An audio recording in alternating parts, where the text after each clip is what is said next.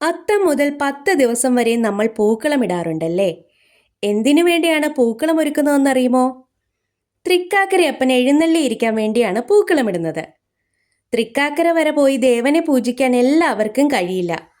അതുകൊണ്ട് അവരവരുടെ മുറ്റത്ത് പൂക്കളമുണ്ടാക്കി അതിൽ പ്രതിഷ്ഠിച്ച് ആരാധിച്ചു കൊള്ളുവാൻ തൃക്കാക്കരയപ്പൻ അനുവദിച്ചു അത്രേ. ഇതാണ് പൂക്കളമിടുന്നതിൻ്റെ പിന്നിലെ ഐതിഹ്യ കഥ.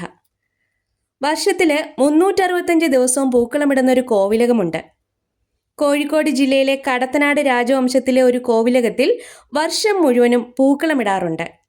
അതിൻ്റെ പിന്നിലെ കഥ എന്തെന്നറിയില്ല. ഒരു പക്ഷേ പ്രകൃതിയോട് ഇണങ്ങി ജീവിക്കാനുള്ള സന്ദേശമാകാം. നാടൻ പൂക്കളും ഇലകളുമാണ് നാട്ടിൻപുറങ്ങളിൽ പൂക്കളമിടാൻ എടുക്കുന്നത്. തുമ്പപ്പൂവ്, കാക്കപ്പൂവ്, തെച്ചി, ചെമ്പരത്തി, തുളസി, മുക്കുറ്റി, വാടാമല്ലി, കൊങ്ങിണി തുടങ്ങിയ പൂക്കൾ ശേഖരിച്ച് പൂവിടുന്ന ഗ്രാമീണ കുട്ടികൾ ഗ്രാമത്തിൻ്റെ മനോഹരമായൊരു കാഴ്ചയാണ്. അത്തപ്പൂക്കളത്തിൻ്റെ ആകൃതി വൃത്തമാണ്. ആദ്യത്തെ 2 നാൾ തുമ്പപ്പൂ മാത്രമേ ചിലയിടങ്ങളിൽ ഉപയോഗിക്കാറുള്ളൂ. 3-ാം നാൾ മുതലാണ്, അതായത് ചോതി മുതലേ ചുവപ്പ് പൂക്കൾക്ക്, പ്രത്യേകിച്ച് ചെമ്പരത്തി പൂക്കൾക്ക് പൂക്കളത്തിൽ സ്ഥാനമുള്ളൂ. എന്നാൽ മറ്റു ചില ഭാഗങ്ങളിൽ 1-ാം ദിവസം ഒരു നിറം, 2-ാം ദിവസം 2 നിറം എന്നിങ്ങനെ 10-ാം ദിവസം തിരുവോണത്തിന് 10 നിറങ്ങളിലുള്ള പൂക്കൾ കൊണ്ട് പൂക്കളമൊരുക്കുന്നു. ഉത്രാടത്തിനും അതുപോലെ തന്നെ തിരുവോണത്തിനും പരമാവധി വലിപ്പത്തിൽ വേണം പൂക്കളമിടാൻ.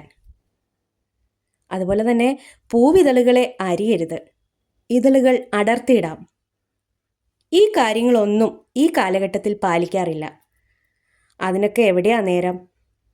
പൂക്കൾ വിലയ്ക്ക് വാങ്ങുക, മനോഹരമായി പൂക്കളിടുക, തീർന്നു. കുളിച്ച് ശുദ്ധിയോടെ ചാണകം മെഴുകിയ തറയിൽ നാടൻ പൂക്കൾ ഇറുത്തെടുത്ത് തൃക്കാക്കരയപ്പനെ മനസ്സിൽ ധ്യാനിച്ചുകൊണ്ട് 10 ദിവസവും പൂക്കളമിട്ടിരുന്ന ഇന്നലകൾ നമ്മുടെ നാടിനുണ്ടായിരുന്നു. അതെല്ലാം മധുരമുള്ള ഓർമ്മകളായിരിക്കുന്നു. എല്ലാവർക്കും എൻ്റെ തിരുവോണാശംസകൾ.